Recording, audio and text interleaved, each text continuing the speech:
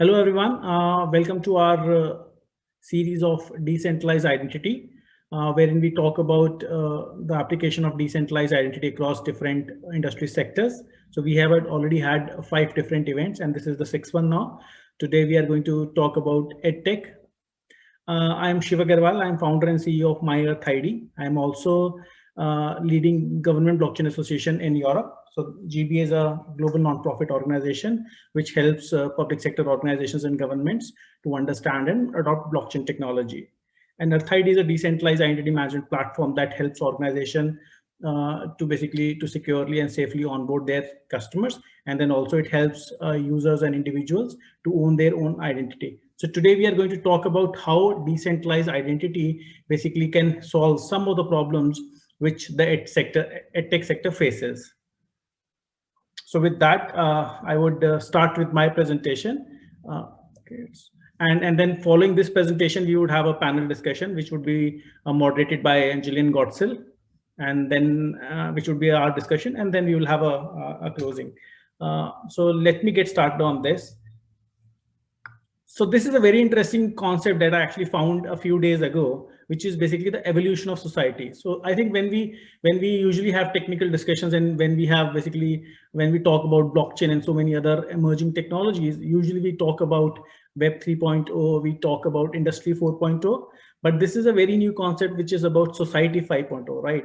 And when you look at the evolution, actually, so it says that obviously the human society, it started with hunting and gathering, and then obviously we moved to agriculture, then we moved to basically the industrial revolution, and then finally it was the information society, right, wherein we had internet, we had World Wide Web, which was about how the information can be distributed, and then how the information can be democratized, right? So it was all about how can we globally access information and how can we have a global communications, right? And that is what internet did for us, right? It changed the way we basically communicated with each other, and then the way we basically accessed information, right? And it has a everlasting impact on human society, right? But from there onwards, when we look at the new trends, the new technologies, that is now basically pushing us towards Society 5.0. And basically Society 5.0 is about a convergence of cyberspace and physical space. So we can already see this impact in our lives, right? Most of our lives, we are now basically dwindling between the physical space and the digital space. So we have laptops, we have iPads, we have smartphones with which we are basically interacting with our near and dear ones. Even in our professional life, in our educational life, and even in our personal lives. So this is where Society 5.0 is about the convergence of the digital world and the physical world, right?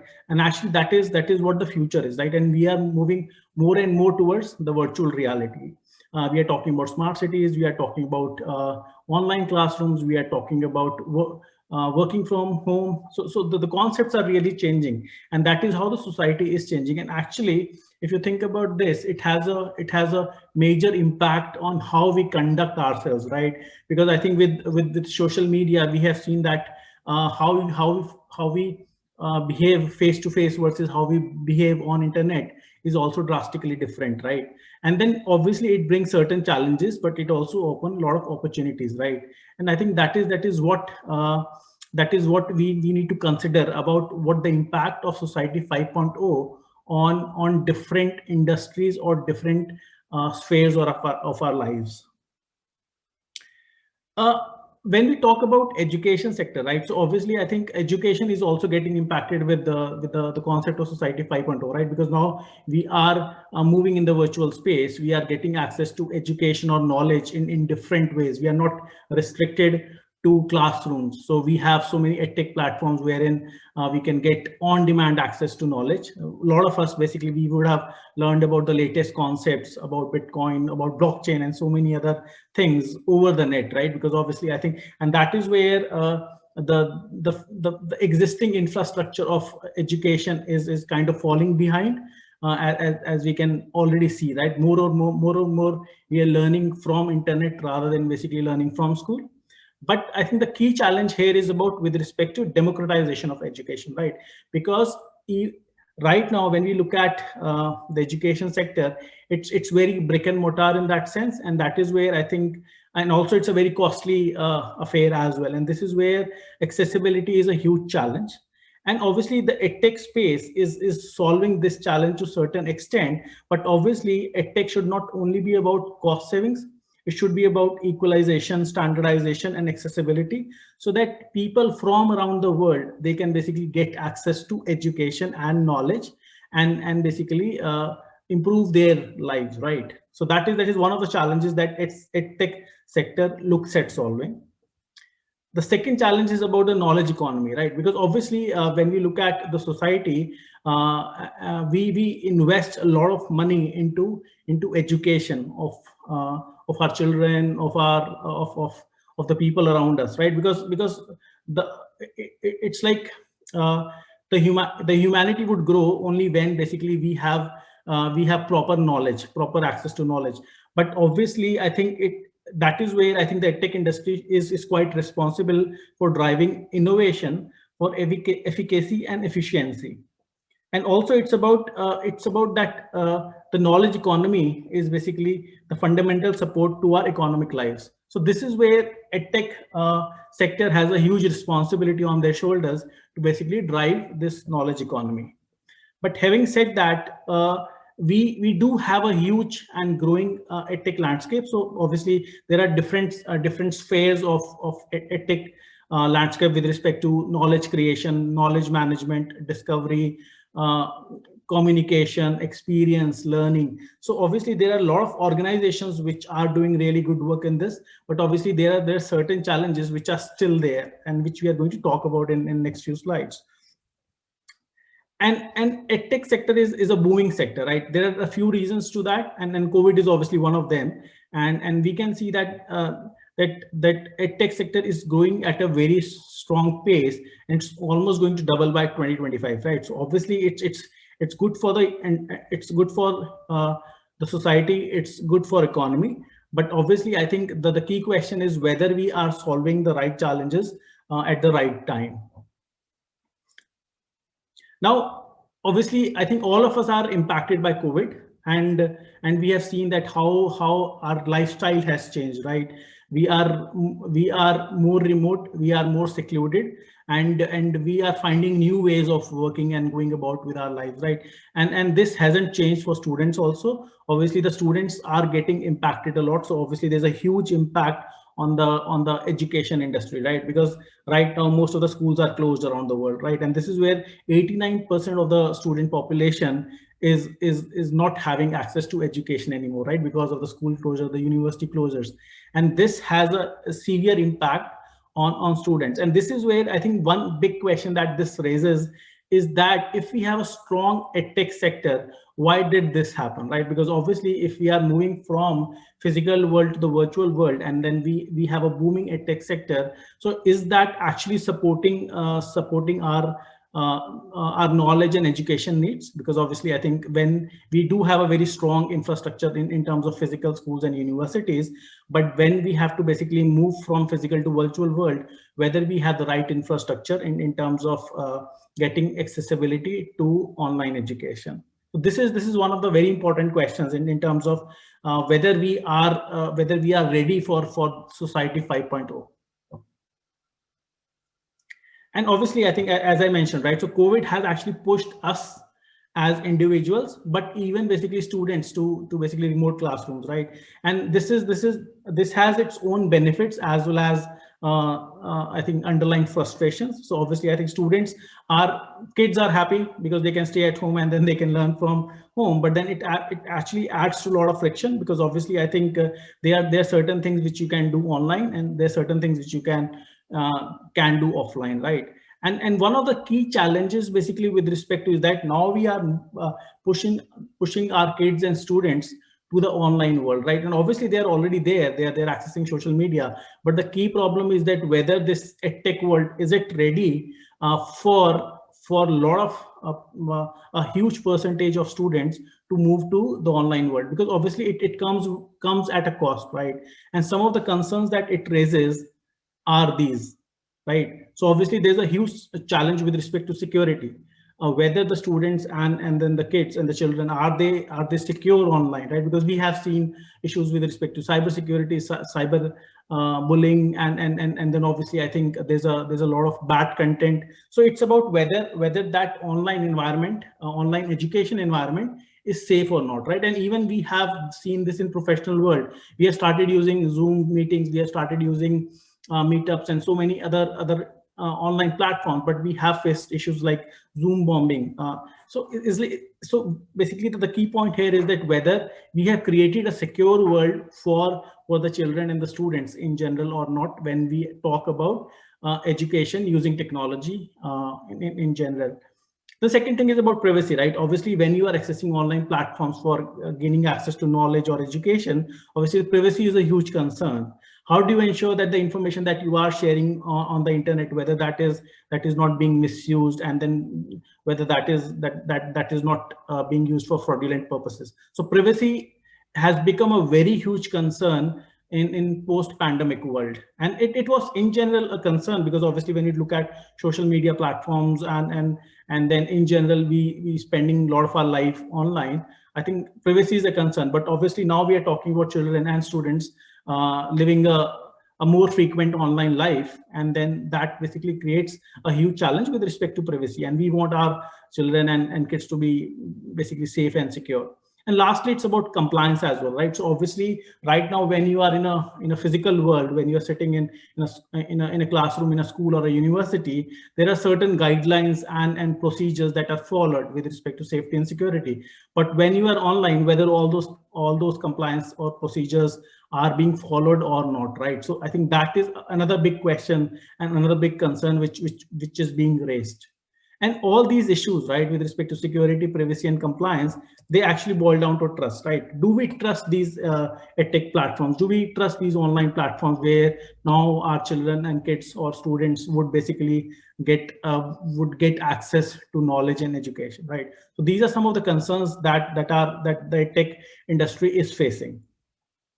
So obviously, I think when we look at potential solutions, decentralized identity is one of the potential solutions, right? Because decentralized identity is about establishing trust.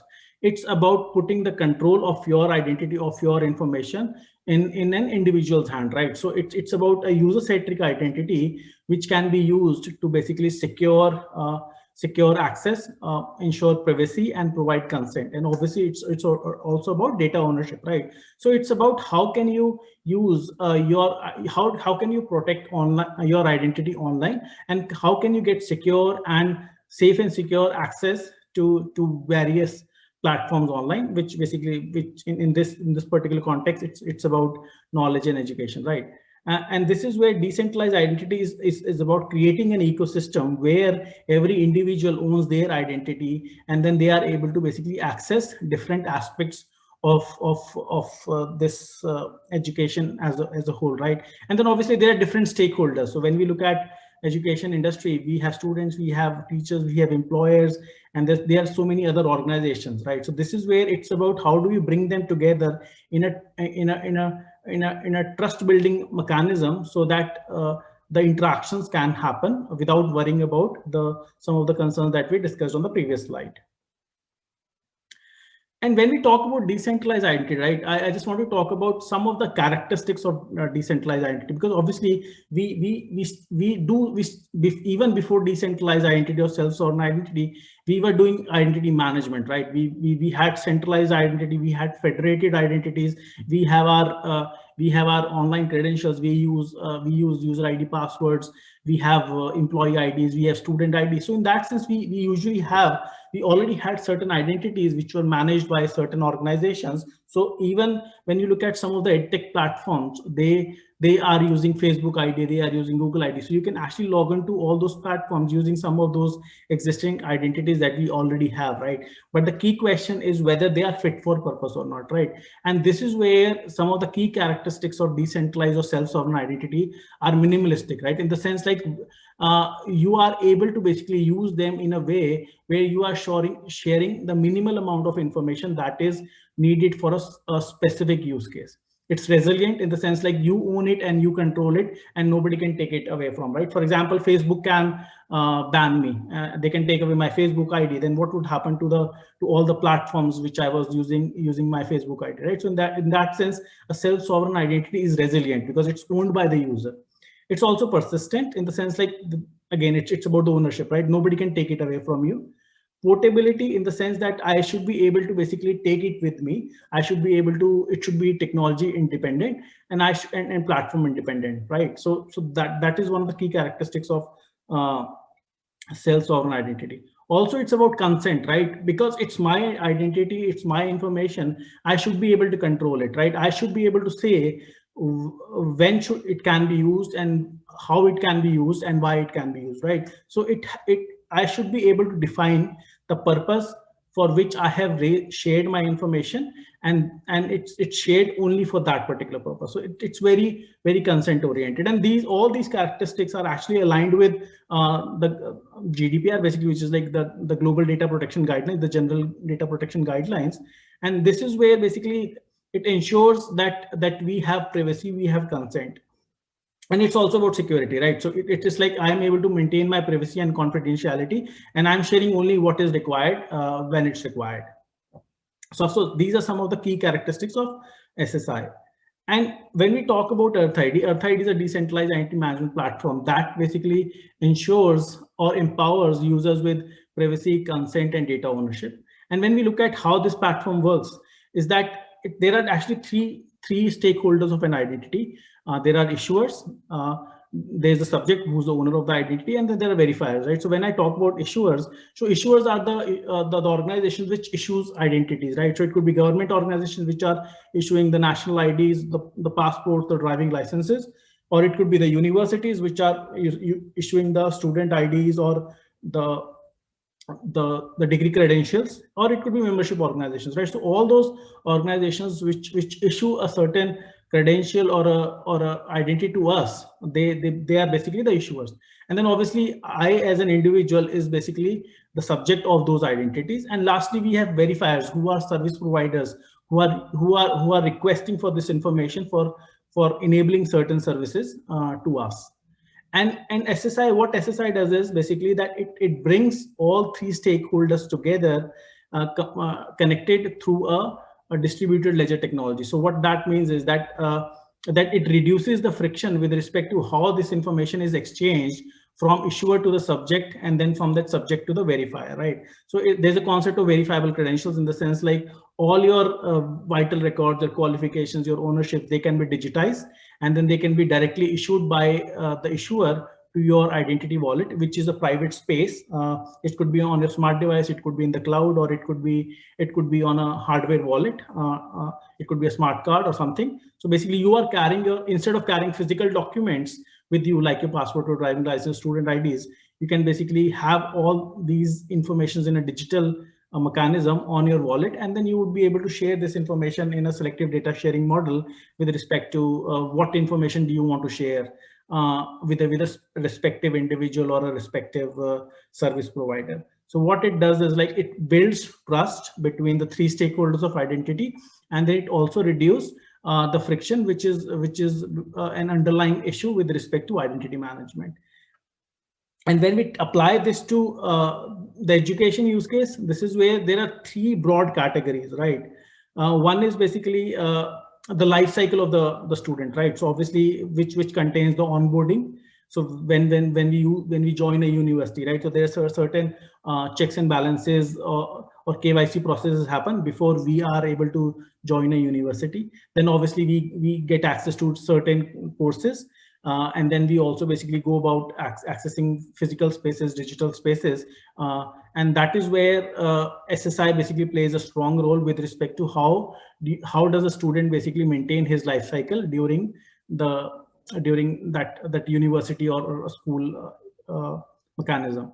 The second thing is basically the credentials. The credentials are basically, it could be your IDs, it could be the degree certificates, it could be transcripts. So all the credentials that are being issued during the life cycle of a student can also be basically managed using a self-sovereign identity. Earth ID platform provides that.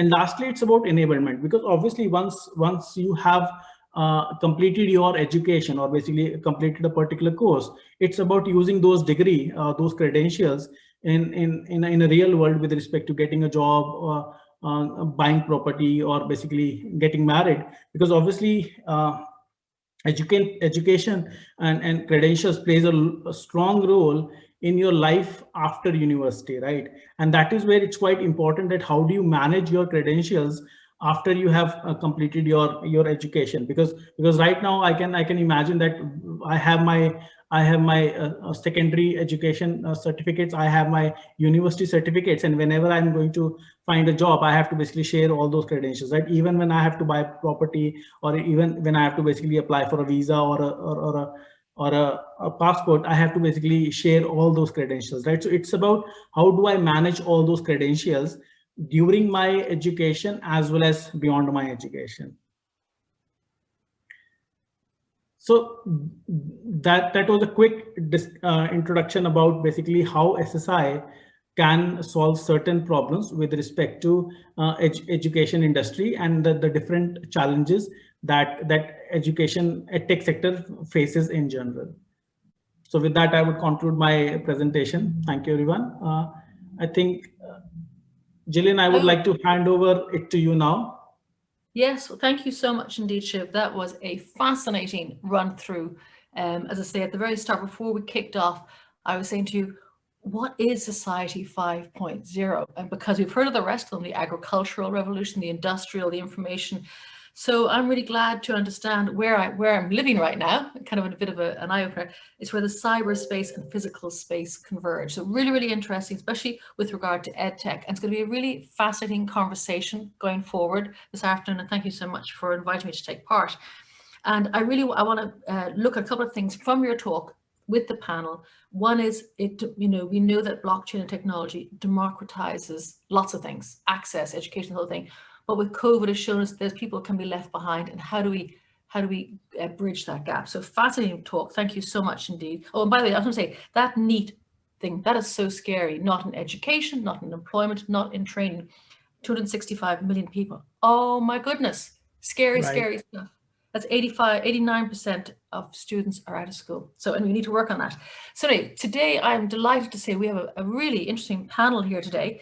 And what I'm going to do is ask each of them to say just one or two words very quickly about who they are, to hear from their own, rather than me sort of monitoring and reading out their bios. So if I can start off with Maria Escuela, am I saying that right? Who's a founding member of Enable, a really hot topic here. Maria, perhaps you'd like to introduce yourself with a few words. Sure, thank you. My name is Maria Escuela. The Q sounds like a K. And I am the president of the Enable Alliance. It's the nonprofit that supports a global community that galvanized around enablingafuture.org. We're known for creating and sharing open source designs, particularly for people who have limb differences, especially upper limb differences.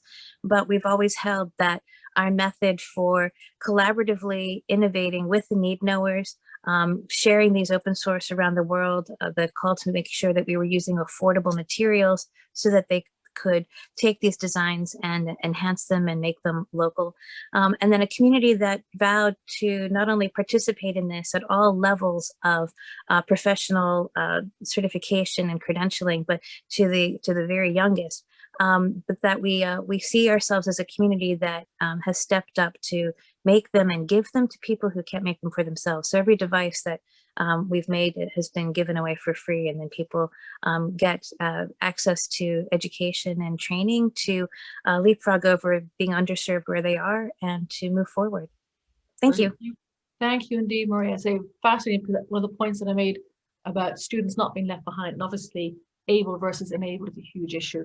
And being online does not always make it better for people who are not able-bodied.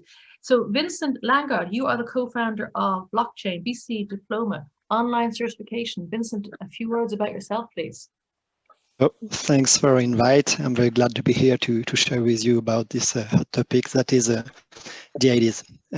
So I'm a CTO and co-founder of BC Diploma and co-inventor of Evidence, a blockchain protocol patented in the US in 2020, which is designed to secure data over a very long term with a high level of security thanks to the blockchain technology, respecting data privacy and promoting decentralization.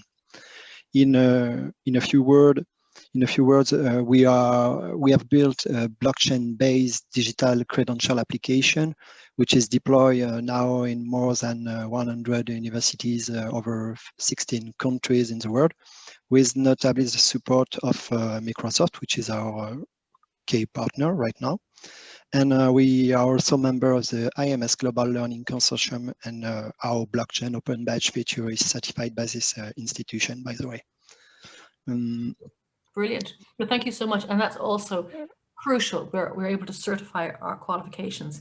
The other two other members of the panel, we have Dr. Jörg Mote, if I'm saying that correctly. Is that Jörg or George?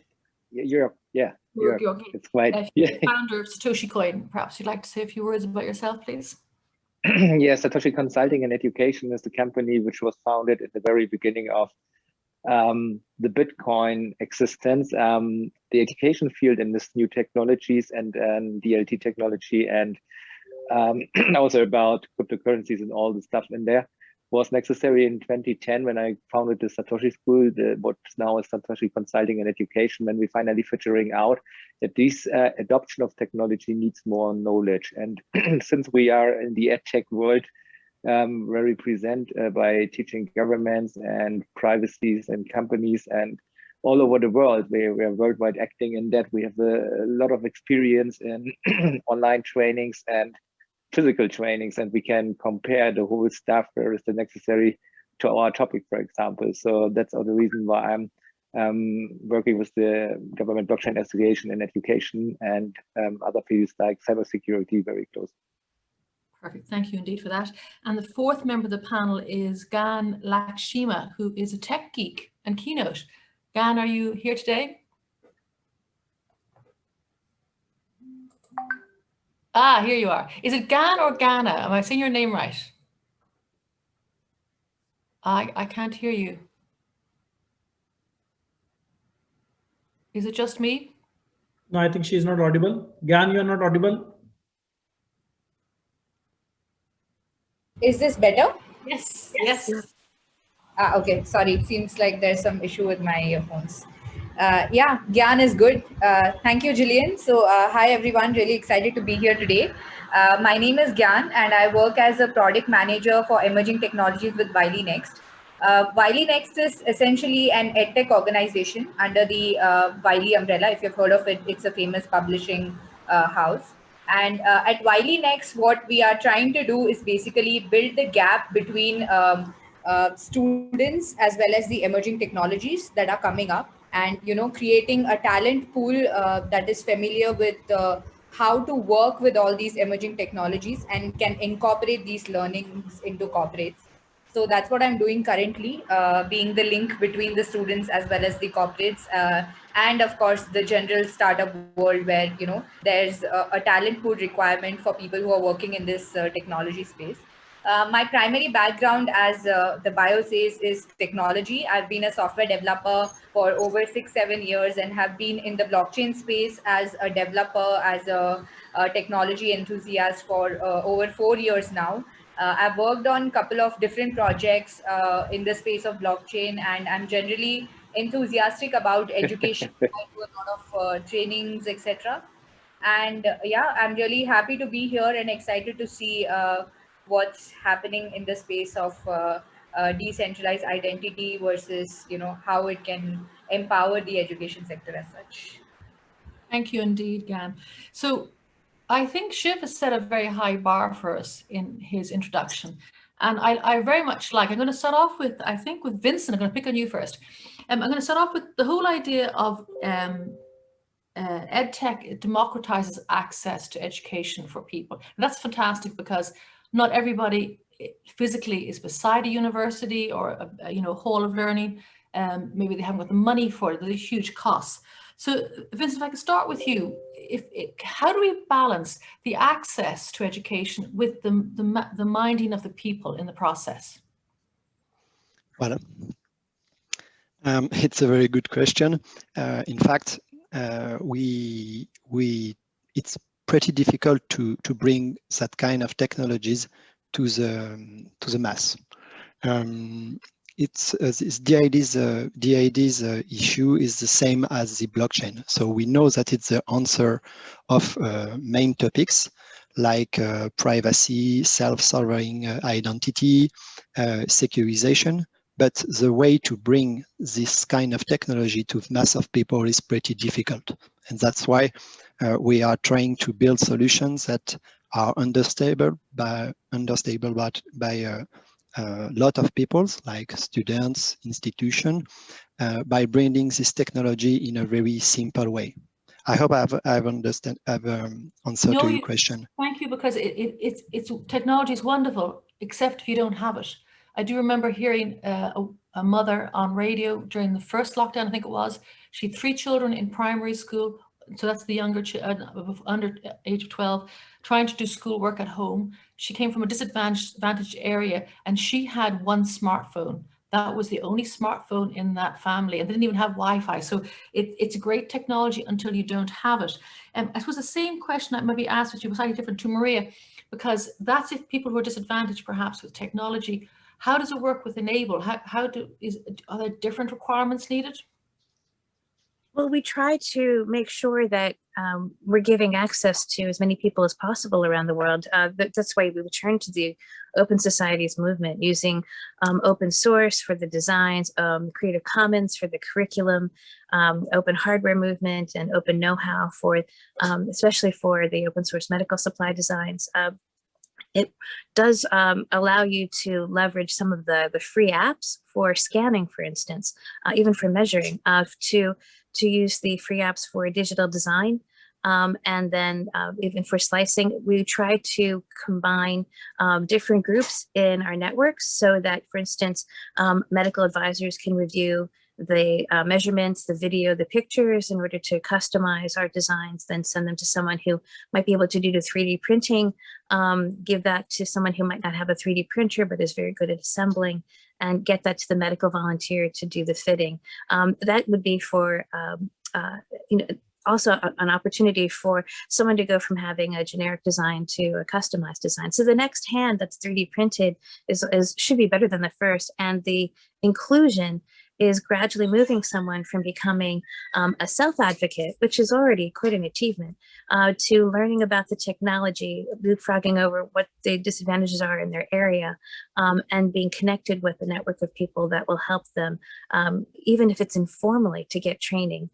So the opportunity is for people to begin to think as entrepreneurs and as advocates for others, and to triangulate their solutions, which raises up all the boats. So in the end, the person that is transformed it might typically be thought of as the person who receives an adaptation or assistive device, but truly it's everybody in that entire group, because all of the skills are going to be improved, and the identity that we see as part of their digital identity, it could be overshared if you're the recipient. It could be that you're a woman or a young girl who is learning STEM in a place where that is not a typical opportunity, or it actually places you at risk. And then also that in recognizing the development of your skills and your opportunities, we like to use open recognitions as well. And we want to make sure that as those opportunities are stepped up to, that we're giving the resources for the next step. So if you make a hand and give one away, giving you filament, the opportunities here also to say that there are employers or schools in your area that are looking for skills that you are developing and interests that you have, and matching them to scholarships, to opportunities in education or opportunities in employment. So for instance, the largest hospital in Dar es Salaam, the closest 3D printing facility, is run by women, which is very unusual there. Parents who had been interested in creating hands for themselves can go there and get training.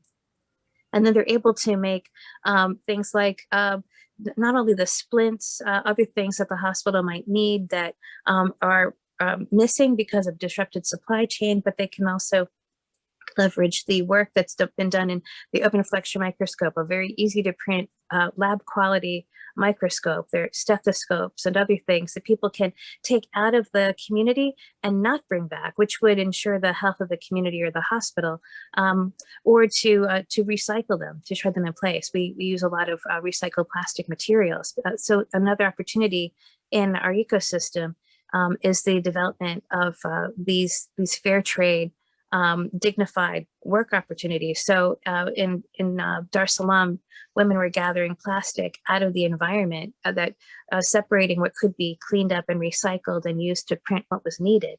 And we have examples of that with around the world with the Million Waves Project that was gathering nylon and plastic, making hands.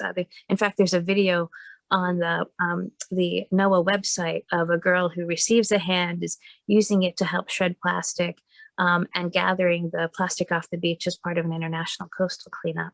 So I did not anticipate when I started working on robotic, human-powered arms and hands for people that it was going to grow beyond myoelectric and electric devices to training people in electronics and sewing soft circuits. But that's exactly what we've been doing. And it makes me appreciate now that when we talk about the your digital ID, that some youth here in the States whose identities have been overshared want to change their name before they go to college because they don't want to be known or immediately recognized as a person who had a limb difference. They want to be known for who they are and cultivate an identity. And then others who are at risk should have the opportunity to decide what they're going to share about resources they get, maybe after they come home and they're not vulnerable, or maybe as women and girls when they are in a place that's safe. The Afghanistan team that competed in a global robotics competition here in DC,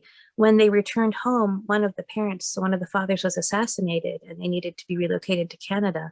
Other girls in programs are in hiding. And so I see this as not just something for people in higher education, but that the more underserved and the more vulnerable you are, the younger you need to think about these options. Thank you. Yeah, wow, you've taken us onto a whole new plane there now, Maria, which I'm going to bring the conversation back a bit because I'd love perhaps another time to talk about that. That is fascinating and very real and very scary, looking at people wanting to change their identity. And that's not unreasonable. Before I had no hand, now I have a hand. Judge me with the hand. And then also, as you say, some of the more scary geopolitical aspects of the work that you're doing. But maybe I go to Maria. I would still want to go back to this whole idea about access to education and tech. So is that being fulfilled in your opinion? Not Maria, sorry, I beg your pardon, Gyan, sorry. Is that being fulfilled in your opinion?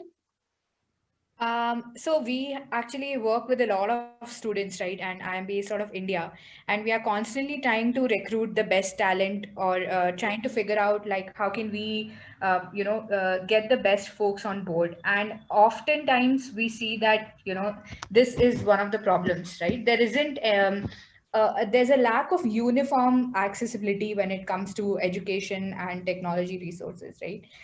So I think I feel like being able to have like a DID system in place, or being able to have like a way where we can ensure that there is uniform access to education. I don't think we are still there yet. There's a lot of work that is to be done in that space. Especially, I think some of the points that Maria raised, which were very valid, right? Like in terms of education is one of the basic. One of the most basic rights for human beings. And if you see scenarios not just in remote parts of India where one of the incidents that you mentioned, that there's only just one smartphone in one family, right? Then how do all the kids take the classes, or how do they manage, and how do they kind of record? That is also one of the things, right? Not just about accessibility, but even if you do have access to some kind of framework, technology, etc., how do you record what is associated with you from an educational perspective, right? What is the path that you have completed? What is it that you have learned? How do you create that sort of record? How do you create that sort of, if I would say, sort of provenance, what has been your journey in the education space. I think that is something that is missing. I'm sure that Maria has given a lot of points about access to the education, some glaringly red flags that we can see, and on the same point, we were also having I was recently having a conversation with a friend of mine about education in refugee camps, right? If you see, like, when you see the statistics, the average stay for somebody in a refugee camp is over 3 months. This is just like some kind of statistics that I found, but I'm sure it is more depending on where the refugee camps are located. But imagine in those situations, right? The longer you are away from actual infrastructure or metropolitan cities or wherever, you don't have access to anything, like forget education, and you don't know how you are supposed to understand what is happening, and how do we reach those folks. And we were figuring out what can we do from a blockchain perspective to bring education to folks in the refugee camps, etc. So these are, of course, some of the examples where there is a gap between access to education versus the population that is out there. But another gap that I see in terms of access itself, or in terms of connecting the dots, is even if you do have access, how do you connect the dots? What is it?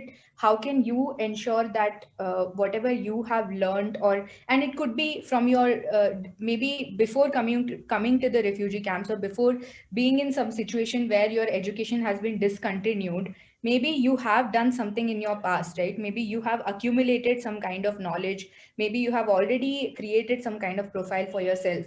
How do you ensure to carry that forward, where whenever you are able to get access to the next set of resources?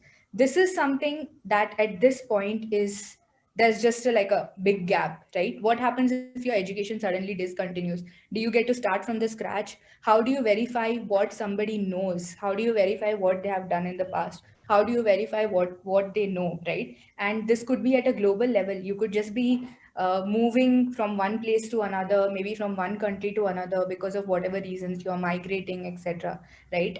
And you already have some kind of educational background, and you want to apply for a higher education degree, or get a master's or get a specialization or something.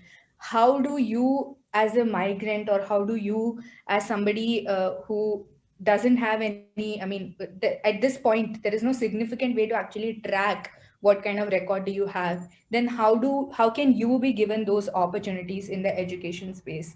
I think that is something that is like a big gap, according to me, in this space.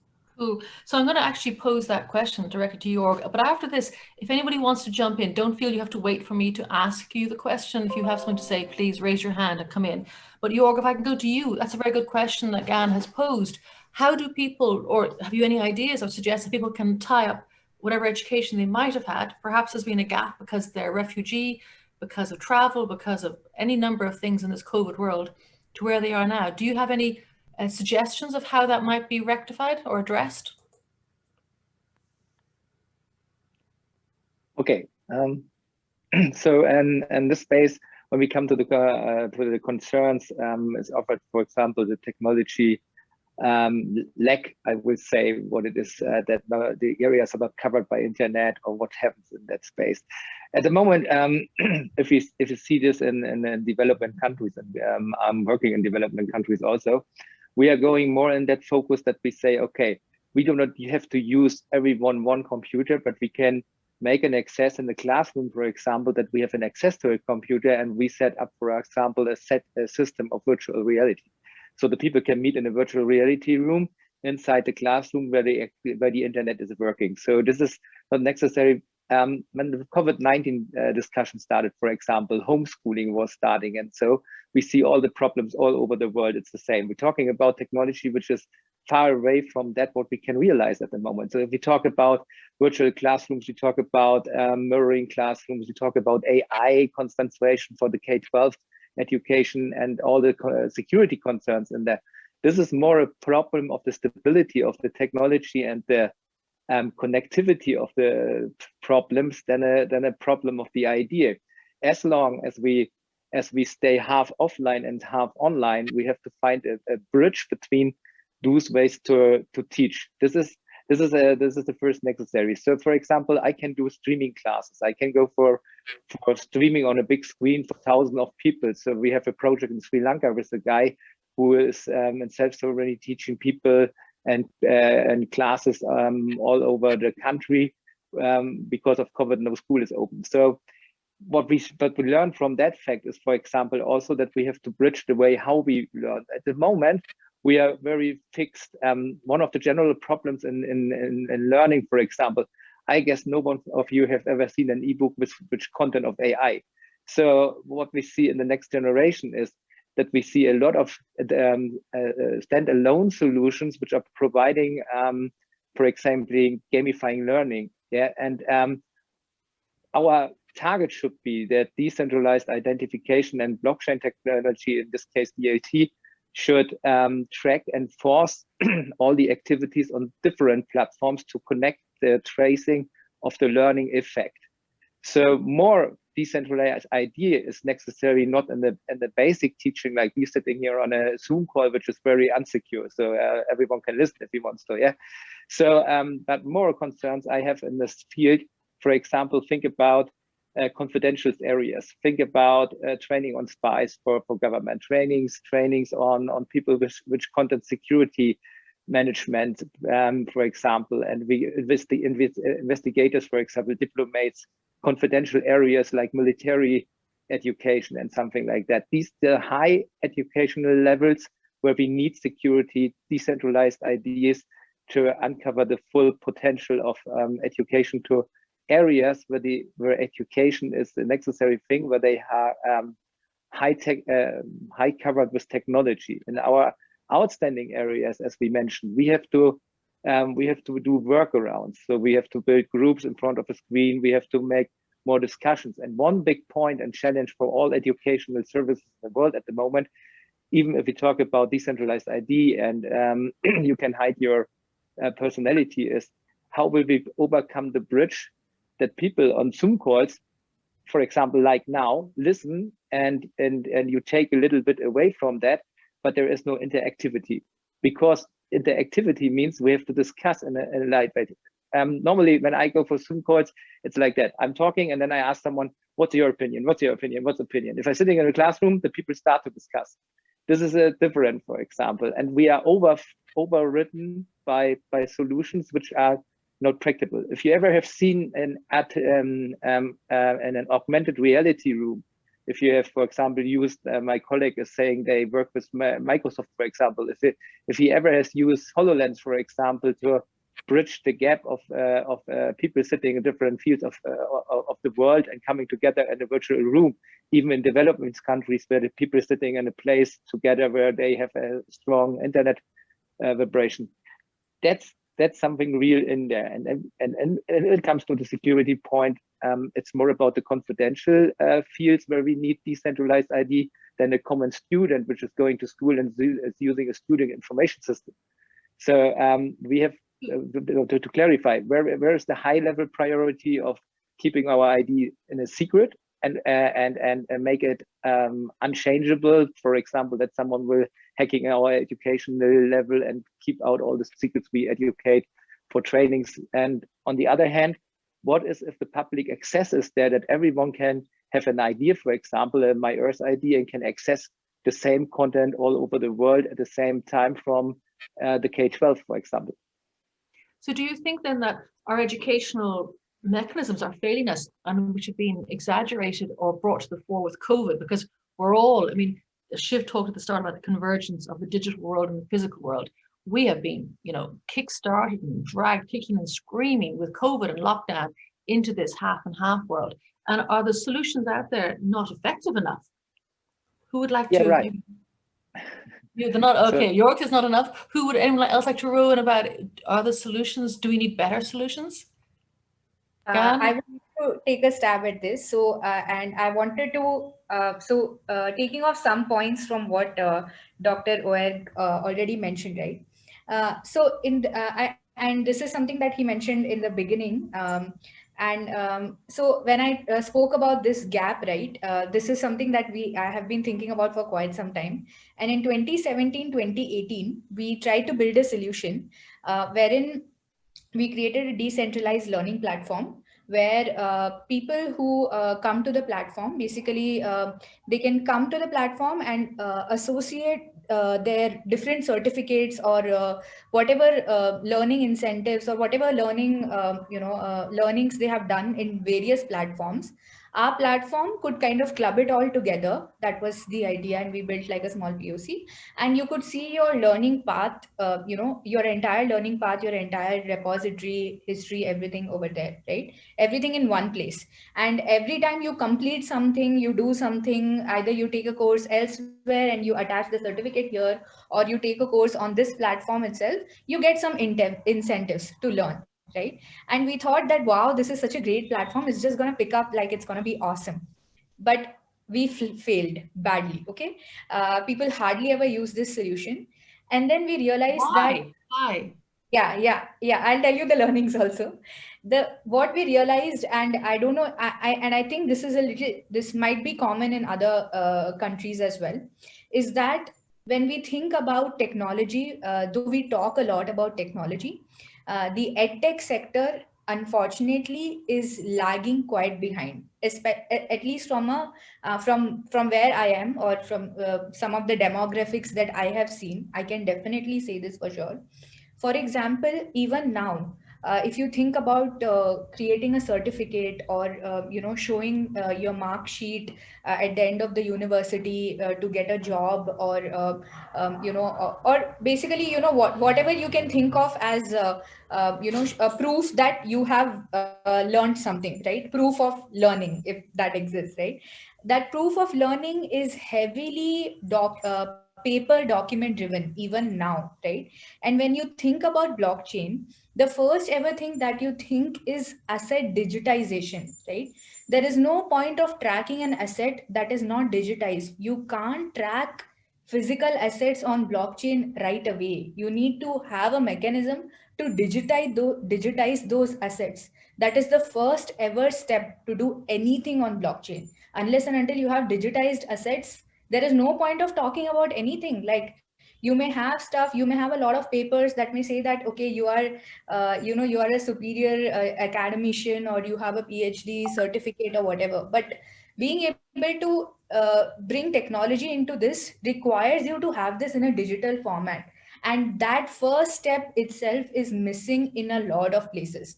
And COVID has made us realize how heavily reliant we are on paper based or physical assets when it comes to the education sector, right? So when we talk about ed tech, we are actually not there yet. We need to technologize the education industry first, and ensure that we are adopting the practices first before teaching, right? We can teach about technology, we can show them how things work, we can show them how data can be stored on blockchain, how assets can be tracked. But if we don't have the assets to track, what would we track? Like, unless until we have digital assets, we can't map it to a decentralized identity. You can't map a decentralized identity to a paper. It can be torn any day. There's no point. So I think we need to reach from paper to digital assets first. And once we have that digital assets mechanism secured, then everything will flow smooth, right? Then you'll be able to find solutions to bridge the gaps that we are talking about. And I think that is one of the big gaps why solutions are not working. There are amazing innovative solutions, like you could go into a virtual world, like a professor mentioned earlier, right? Conferences are now doing this virtual world because we are not able to meet in person. You could go to a digital world, virtual world, you could sit on a sofa, you could watch a video recording, you could chat to somebody who's sitting next to you, right? But then how do we make this as an educational experience? How do we ensure that whatever you have learned in that room, in that virtual world, whatever takeaways you had as a conversation with this person, whatever proof of learning you had during that conference, how do you link that to who you are and what your learning pathway is? That is the solution that we need to build right from the scratch. And I think that requires a lot more work than, just thinking about emerging technologies. It requires actual work from governments, from individual organizations, from private sectors to put in that effort to give that push that, hey, it's time to digitize these different components of education so we can actually apply these emerging technologies to it and find innovative solutions, create uniform access for people across the globe, and link decentralized identities to give them like a great educational experience, pathways, or access. A good point. Actually, what was funny, somebody in the chat said, good pint. I'm being Irish, I'm going, good pint. They were admiring your point that you were making, going from paper to digital. And so you want to come in there, and then I want to go to Vincent too, Yes, because it's all about online. Yeah, as an on, I would say this problem she was describing is a little bit overhyped, because we must think in a different way. So when you talk about the digitalization and tokenization of everything, this is in this case of study elements very unnecessary. So think about how beverage and food systems working and categorizes.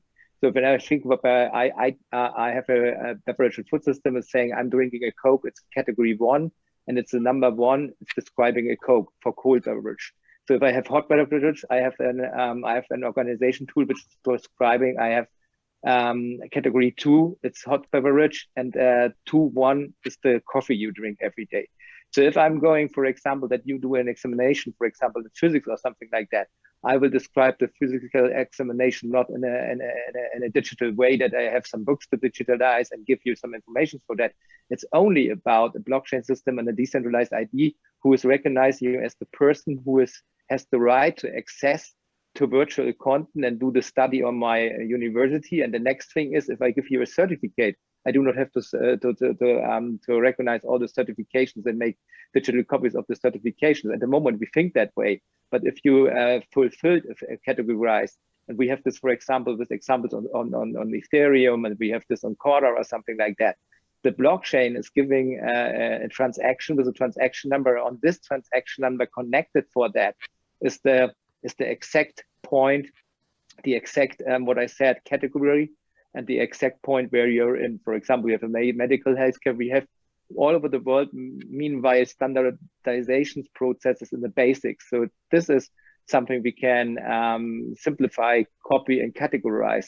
So that is more important that if I'm going and saying I'm Professor Dr. Mold, you can prove I'm Professor Dr. Mold by what have I done and what was my student experience. And the blockchain is giving you the proof of the following up, which courses I have done. And this is a numerous system. So I do not have to digitalize the whole courses or something like that.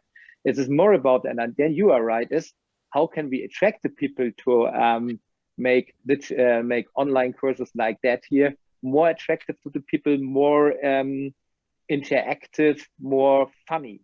So this is when I said this is on the way. So when I use, for example, my Earth ID, or I use the solutions of competitions, for example, that's all what I can do with the certificate. That's you're right. Then we are just tracking the output and everything in there. But it comes more for that the community of students is working on the categorizing during a study. So if we work on that and start all over the world, we will finish the system in 3 years. This is the same when you go thinking about geo mapping for GPS systems in your car. That is the same process, because we can categorize everything and we can give it a number and we can track it. That's simply what a blockchain is doing. You never will store something on a blockchain. So, and this is then only a proof that you have done your necessaries to get the right and to call yourself a doctor or something, but what you have reached, so that you can say proudly, no one can take over my ID, that's what I have reached, and no one can take my credentials away from what I have reached only by writing in the internet something wrong about me, for example. Okay, so this is for me more necessary at the moment to get more qualified students into the system which have an ID, and this is what we are working on solutions. That is not that we're talking about something coming in the future; it's already there. Interesting. So Vincent, I'm going to go to you next, and then Maria I know wants to come in after. But Vincent, we're talking actually, and Jorg himself says, you know, I can prove I've got a doctorate. You know, you're in the business, Vincent, I understand, of producing online certification. How do you match up and make sure there's no errors or counterfeiting? First, just a few words about what again I said a few minutes ago. It's very interesting as a point of the gap that we are talking about for a few minutes. I have an example of an implementation of our solution in IT, where people do not have a smartphone for the most of them, and where some institution, in fact, ESCH, it's a higher education institution, who want to provide proofs that students have some competencies, you know, and the students there do not have, for the most part of them, a smartphone. So what they try to achieve with us is to bring some paper to people who have some competencies. And on this paper, we put a QR code. And this QR code points to a digital credential which has been digitized on the blockchain. So it was a way to fill the gap between the paper and between the blockchain technology in a very easy way. It's not the solution. It's not the solution to all problem to fill this gap. But I think it's the institution that will bring solutions to the students and to the people to fill this gap. Okay. And to talk more about digital credential, the blockchain is clearly the solution right now to bring all the proof of authenticity of a document or data by design, because blockchain is immutable. So you will be able, an institution will be able to store information on the blockchain and to ensure that this information have been stored by the institution, and DIDs will ensure that the recipient of this digital credential will be the right one. Thank you. Maria, you wanted to get in there on that point. Yes, I think that digital credentials are extremely important. I think digital credentials are extremely important, not just as a way of digitizing the paper, but as a way of giving a community a source of truth, that they can talk to each other, that they can validate each other. So we're leveraging both the blockchain and open recognition. So open recognition has been used for some time. It's part of the Open Societies movement, where you can create a set of requirements. People can find out about you and about the person that is reviewing evidence that's submitted, saying I've met these requirements, and then the badge is awarded. It's free to create, it's free to give, free to receive, free to share. But the evidence stored on blockchain as an immutable timeline is incredibly powerful as a way of also discovering it. The other thing that's powerful about this process is that it yokes the requirements that you've met. It's possible to search and find other places that want those skills, so that you're able to quickly leverage this technology to enhance your educational path or your sustainability. The other thing about open recognitions is that it allows people to award these recognitions from the bottom up. And so we can also hold the institutions accountable, or we can also highlight the skills of an educator and increase the network of recognition that needs to take place in education, that educational institutions and students depend on, because it gives their training and their experience value. So one of the ways that we wanted to recognize people within refugee camps when you don't know a way of validating their identity specifically, but you can give them a digital identity. And you can begin to say, this person acts like an engineer with 25 years experience. I can't prove who this person is, but I can tell you how they behave. I can give you evidence of their work. I can give you evidence of the way that they have been able to solve problems.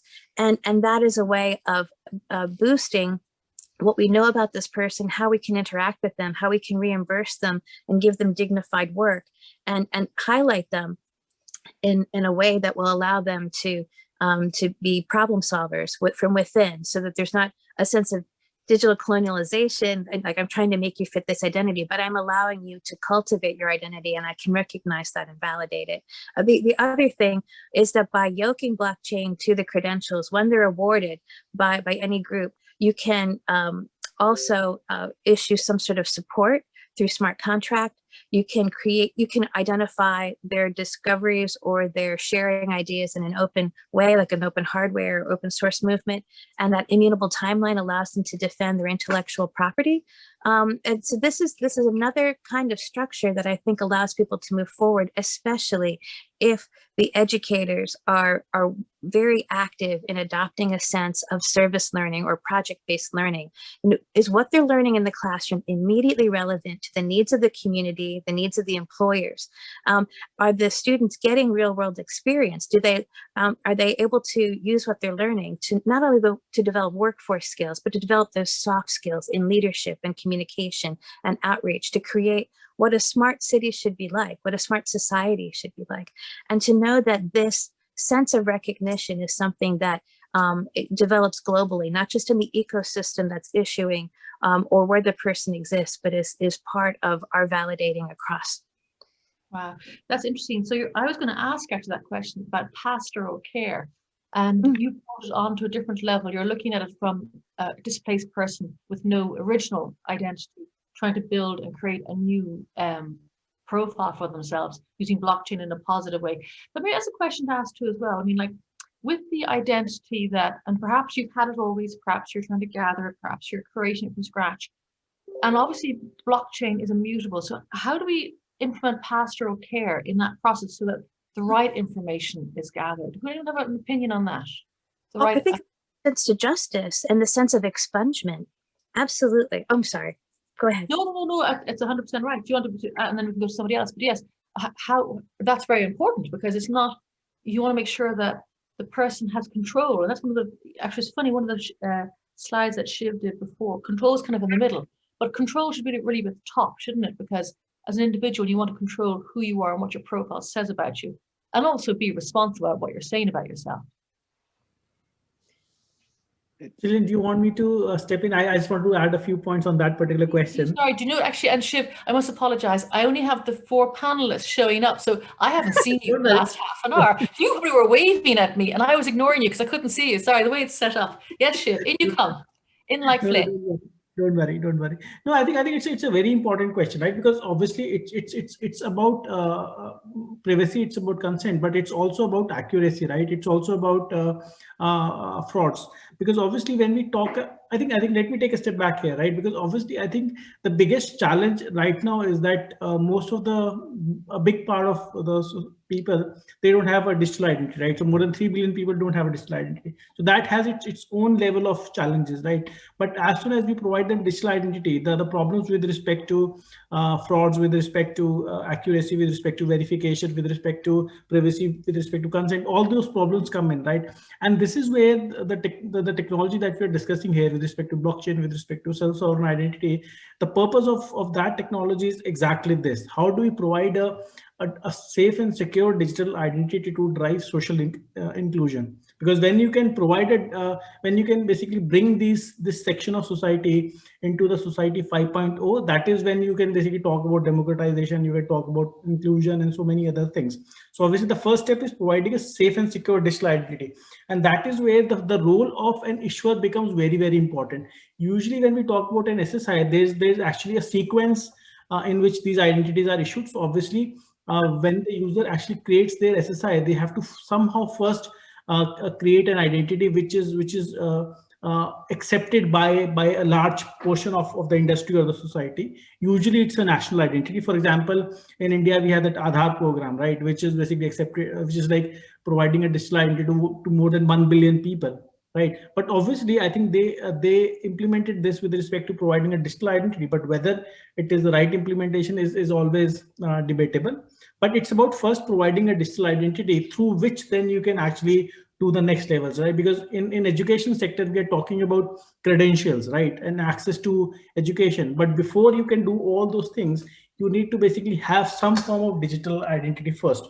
And this is where you can categorize this into two worlds, right? One is basically underdeveloped and underprivileged, where they don't have any form of identity, and then they don't have any access to basically education and other services. And the second sector is where basically you have identity and you have access to technology, you have access to online education as well, but there are challenges with respect to privacy, safety, security, and so many things, right? And this is where exactly SSI is able to solve the problem in both the categories. Because, so I can give you an example from the first category first, when we have made a proposal to UNICEF where we can issue a self-sovereign identity, which could be paper-based. You don't even need technology. You don't need a smartphone. You can basically just register somebody in using a laptop or using a basic desktop, and then you print that on a piece of paper, and they can carry it everywhere. As simple as that. And that basically gives them a secure identity using which they can get access to other services, including education. And when we talk about the developed and developing world, that is where a self-sovereign identity would basically ensure that while we are accessing online services and online education, that is where the children, the students, they are safe, they are secure, and then there are no challenges with respect to cybercrime, there are no challenges with respect to privacy, and then obviously they are also protected from harmful content. So this is where I think the underlying challenge is basically with respect to an identity, because without an identity, there are so many other challenges that basically come into play. And obviously, I think this has been a very interesting discussion, because what I felt was that we are talking about a lot of building blocks, right? There are, because different people focus on different areas, and this is where we are talking about building blocks which can be actually connected together, and then basically we end up creating a solution which can basically at least serve a big portion of the society. You know, it's interesting. I have a question for you. Sorry. Oh, yes, Sarah, you were going to come in there. I want. On the one hand, you are right. You're talking about, we have an ID, we have the credentials of these ideas, and we have the accessibility to these ideas, and we can connect a huge bunch of people to this idea of accessibility. But on the other hand, you lead into an ethical question. Who has the right to access what kind of knowledge? So think about Hong Kong, for example. It was a self-sovereignty state, and now they permit you to access to knowledge which is not conform with the politics. So when it comes to an Earth ID, and it comes to a general ID of storage, and we have, do we want to have second-class education, or do we want a high classification of educational sectors? And who is creating the ethic, and what can we know, and what can we study? And for example, I give you an example. If a robot is learning how to build web, do you want that? But on the other hand, if people are studying something which is, for example, in this COVID field, so many people can study virus biology, but if common sense is in the country that we will fit the knowledge to you, and you do not have to study that in your own, because we are afraid you're misleading information or something like that. Is this technology not creating more problems in ethic at the first row than it is maybe useful? So that's a very important question. I would allow others to also answer, but I just want to very quickly add a note to this. So obviously there's always an ethical problem with respect to a digital identity, because in some sense there's some bit of I think what you call responsibility comes with power, right? So I think, and I think this is where I think when we talk about a lot of misinformation, a lot of bad content, and obviously basically in uncontrolled access to information, obviously these challenges are there, right? But it also depends on basically the governance, right? Because obviously even when we talk about blockchain as a technology and many other technologies or industries, there's a role of governance there, because obviously because not everybody is responsible, right? And this is where I think the governance is needed, because there's that lack of responsibilities there, right? So that is a short answer, but I want to give others also an opportunity to address that question. Hey, Maria's got her hand up. You're on mute still, Maria.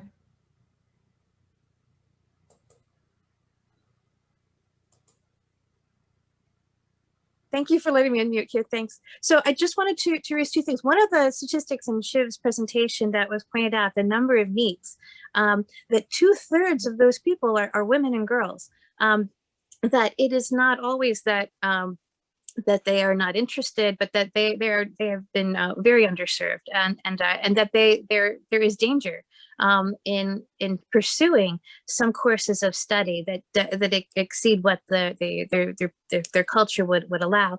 I think that's also for people who have limb differences. There are places where you have a limb difference, education is considered wasted on you. So in those cases, like, some of our volunteers are bringing them into maker spaces to train them. The informal learning is incredibly important, and having means to recognize that informal learning and to include that as part of what the EdTech sector would give them means to certify, means to exchange, and then most importantly, that have these credentials be endorsable, because it is not enough just to say that I've received this. It is even more powerful to say that this is knowledge that I am currently using to solve problems, or that these are people that I have helped in an effective way. And so again, open recognitions yoked with the blockchain, I think it is a very powerful solution, but also as a way for people who would not find it possible to certify in any way, that they'd pursued a course of study or had mentoring or had done some project-based learning in that field, that is something powerful as a means for us to do that. And one other thing, Shiv had mentioned a paper certificate being something that someone can carry. Another thing is that the innocuous QR code that can be scanned, and that being really the treasure chest that a person carries with them. Or in the case of the Humanitarian Passport Project, the UN Learning, the Save the Children's training, there are many other groups that have this as a platform and also as a way of doing digital recognitions, that it should be learning that's portable, that we want to empower people in this fashion.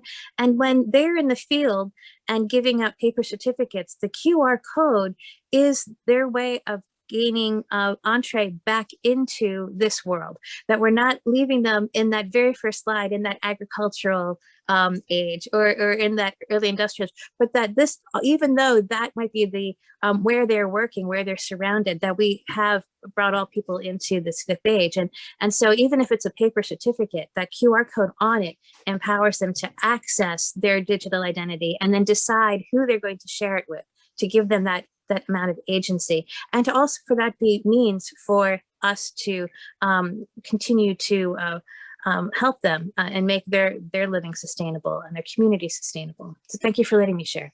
No, it's good. There's two other things that I thought, actually, again, going back to Shiv's presentation, that slide, portable, yes, so you can take it from your paper onto online. But I think there's another thing where the technology can help is resilience, and resilience against censorship.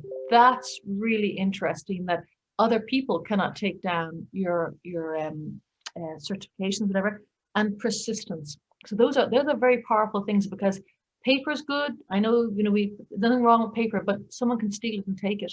But if you have the right information online, and if you can't be censored, because governments change.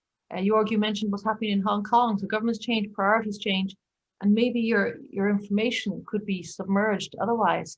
Does anyone want to talk about persistence or resistance to censorship? Is that something that people are interested in? Yeah, so and I also wanted to circle back a little bit to that ethical question. I know that Shiv has already put forth his point, and I just wanted to give an example in terms of how you can perceive this. This was something that I was recently came across a video which talked a little bit about decentralized identity and how you kind of look at it. And this was an example that kind of stuck at me, right? There are three ways you can think about how you can access your identity or work with your identity.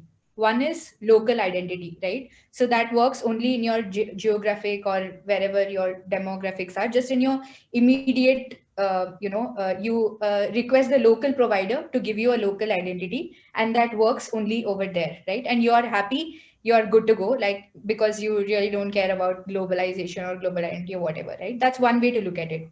Another is you want a global identity, but you don't want to do all the work. So the example given was, say you go to a hotel and you're interested in skiing, but you don't want to take the effort of doing research of what are the different skiing organizations, etc. So you ask the hotel to book a skiing package for you, right? And you are happy with whatever they choose.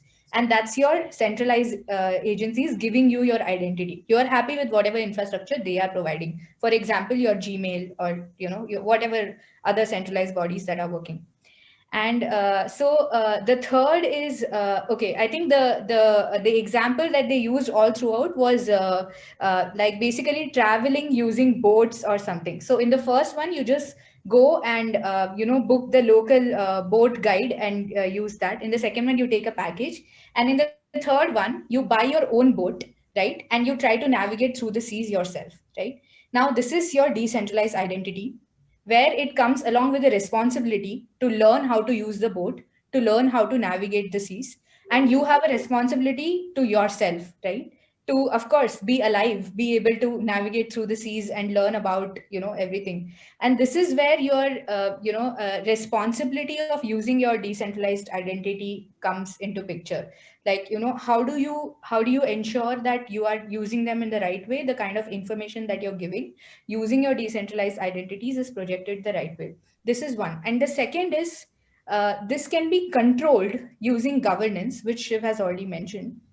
But sometimes, and in a lot of conversations that I've come across, governance is because of however we have been used to the governance that has been happening so far. Governance is sometimes always matched with having a centralized entity. Like, is there a centralized entity that is going to come and govern? And then there's this question of, then where is decentralization into picture?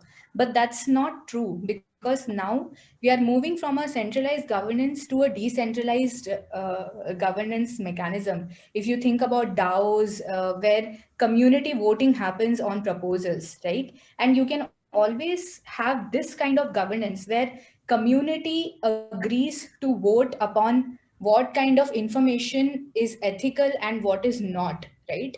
And it can be maybe, I don't know whether it needs to be the governance needs to be state-wise or country-wise, or it could just be like one single governance. I'm sure there's a lot of effort that needs to go in that, but there are ways to do this decentralized governance. And this is where you take the opinion of the community as to what should be censored and what should not be censored. The community creates proposals to the governing organization, saying that, I think we should not censor this content. I think it is important to see. And then you get a vote on it. You get a vote from the community, right? And this is how this is what decentralization is all about. It is about giving power to the people. It is, and it could be anything. It could be it could be in a DID system, or it could be any other organization that you are building for whatever purposes, right? You give the power to the community to vote, to create proposals, and to figure out what is right and what is wrong. You are taking that power away from the centralized agents and giving it to the people. That's what this is all about. And when you think about censorship or resilience, this is all just a small piece that plays a huge part in this whole governance mechanism. So what is important is to set up these kind of governance mechanisms where people can actually create significant proposals on information that needs to go out as educational material, whereas information that is not educational and is just harmful to everyone, right? So I think that is where we can make a difference, because that is where decentralization can come in, right? And one of the other things that people always question is that, can the community take the right decision, right? And this has been proven time and again, especially in a decentralized context. Oops. Yeah, no, and if I can just take up on that comment there before I hand back to Shiv for closing comments. One of the guests has asked about continued access to credentials for refugees where they've lost or been stolen their different certificates. How do we issue it? And I think Maria touched on that earlier and said we can build a new profile for someone. We might not know they're an engineer, but they act like an engineer. They talk it in, they have the knowledge. There's ways of building stuff even without having that prior centralized information, then it goes right the way back down to if we have a decentralized system where we can get, doesn't matter where you are, what's blown up, we can gather your profile again. So I'm going to go over to Shiv to close up this very exciting session. We go on for a lot longer. I don't closing words, Shiv, what would you like to say? Let me thank you very first, because I think I did a mistake that I did not introduce at the beginning of this panel, and I think you don't need an introduction because I think everybody knows you, at least in the blockchain space and outside, and you are a very accomplished individual. And I think if anybody is there in the room who doesn't know Gyan, she is basically the CEO of Block Leaders. She is a radio host, and she is like the 50 top most influential women in the blockchain technology, and she has. I think she has done some good in the politics as well, right? So I think she's a very, very well accomplished leader, and she's also. I'm going to interrupt you and say, what I love doing is what I'm doing here, listening to, I'm interrupting you, listening to very intelligent people. So I'm always upskilling myself by surrounding myself with panels like this and with speakers like you. The privilege is all mine. Sorry. Thank you very much, Gyan. Thank you for having you here, and thank you for moderating this panel. And I would like to thank all the panelists, Gyan, Vincent, Maria, and York for this interesting conversation. I hope the audience enjoyed the discussion. I would also like to thank all the audience members for participating, and I hope they were able to learn a few things from this discussion. And I just also wanted to announce basically our next event, which is basically going to be decentralized identity for travel sector. I think we had a few points about travel in today's discussion also. I think we would be able to build a stronger discussion on travel in our next event. So thank you very much, and please join our next event as well.